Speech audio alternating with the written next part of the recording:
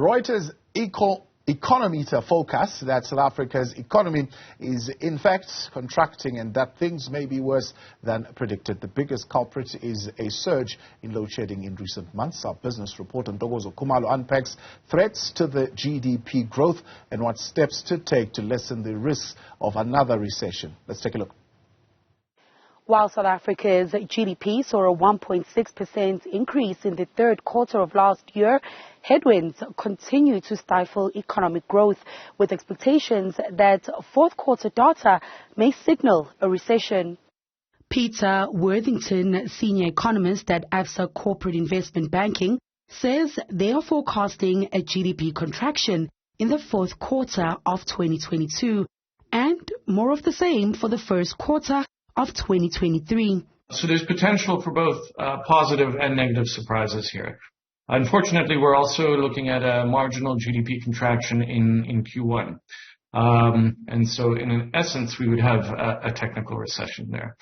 Market analysts share the sentiment, adding that there are several factors influencing the markets to expect little or no growth at all.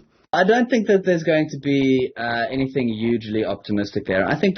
I guess, the real question is how much, is it going to be a little bit better than what we expect it to be? At this stage, the expectation for any kind of GDP growth is really bad. Worthington adds that the low fixed investment rate also hurts growth, a conundrum for the economy because businesses don't want to invest in an economy that's not growing, and the economy will not grow if businesses are not investing. The way around this is the reform program. We do have Operation Vulindlela and other reforms, and they are moving forward, but progress is slow and somewhat partial.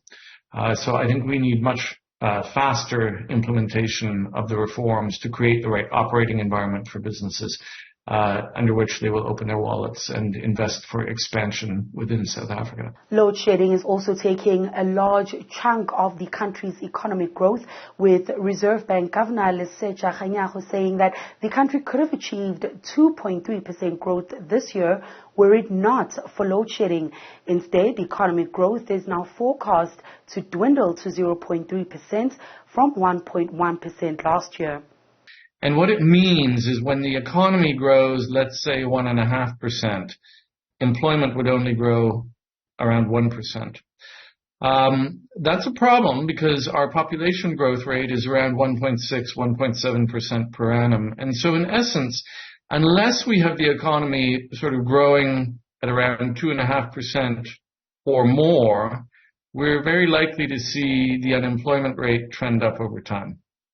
According to Nedbank, all industries and consumers were exposed to prolonged periods of load shedding in the fourth quarter, with the paralyzing disruptions forecast to continue slashing productivity and economic activity. For Newzroom Afrika, Channel 405, I'm Ntokozo Khumalo in Johannesburg.